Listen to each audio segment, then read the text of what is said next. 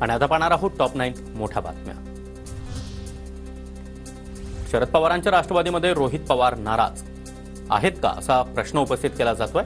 7 वर्ष पक्षामध्ये मी कुठेतरी कमी पडतोय असं काहींना वाटतंय। रोहित पवारांची नाराजीवर प्रतिक्रिया। अख्खा महाराष्ट्र या सरकारवर नाराज आहे आणि विरोधी पक्षावर सुद्धा नाराज आहे। विरोधी पक्ष का?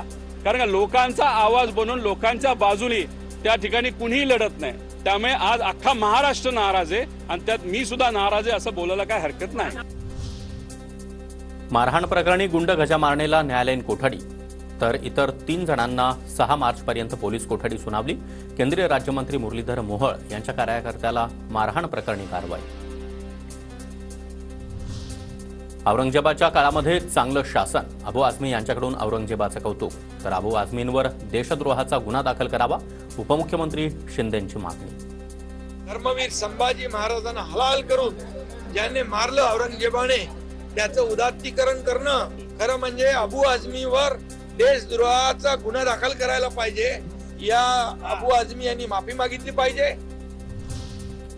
तरुणानं औरंगजेबाचं स्टेटस ठेवल्याप्रकरणी वाद। राजगड तालुक्यामधील साखर गावामध्ये तणावाचं वातावरण।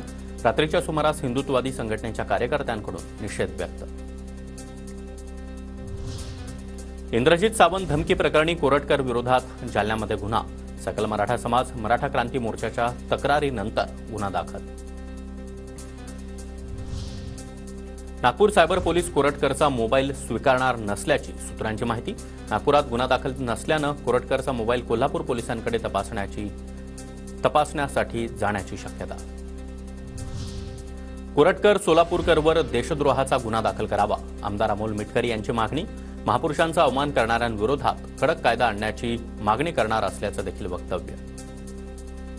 सोलापूरकर असो किंवा काल बरळलेला प्रशांत कोरटकर असो, यांच्यावर महाराष्ट्र शासनाने कठोर कायदा करून यांच्यावर देशद्रोहासारखे गुन्हे दाखल करून यांना तात्काळ जेरबंद करावं। कोरटकरच्या वक्तव्याविरोधात अमरावतीमध्ये शिवसन्मान महामोर्चा। प्रशांत कोरटकरला अटक करण्याची मागणी। मोर्चामध्ये सर्वपक्षीय कार्यकर्ते, पदाधिकारी, शिवप्रेमी देखील सहभागी। मनोज जरांगेंची प्रकृती बिघडली। संभाजीनगरमधील खासगी रुग्णालयामध्ये जरांगे यांच्यावर उपचार सुरू। जरांगे पाटील यांना ताप, अशक्तपणा तसंच चक्कर येत असल्यानं अंतरवली सराटीतून संभाजीनगरला आणण्यात आलं।